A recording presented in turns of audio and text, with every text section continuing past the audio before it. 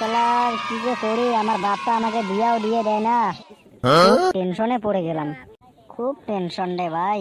শালার আমার বন্ধুগুলো সবগুলোরই বিয়ে হয়ে গেল, ওদের বাপগুলো একবারও বললো না যে তুই এই বয়সে বিয়ে করিস কেন।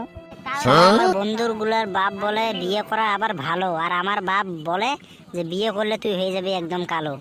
হ্যাঁ হব আমি কালো, তাতে আমার যায় আসে না, আমার বিয়ে লাগবেই।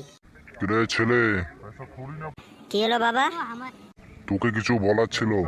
হ্যাঁ বাবা বলো, তোমার সঙ্গে আমারও অনেক কিছু কথা বলার ছিল। হ্যাঁ বল, আগে তুই বল, কি বলার আছে। আগে তুমি বলো। তবে বলি শোন। হ্যাঁ বলো তবে।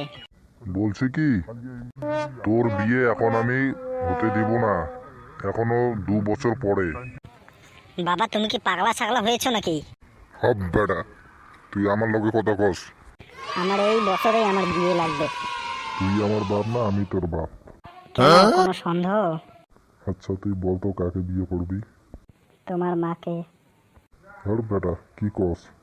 হ্যাঁ তুমি আমার মাকে বিয়ে করছিলে না? হ্যাঁ। বাস, তুমি আমার মাকে বিয়ে করেছো, আমি তোমার মাকে বিয়ে করব।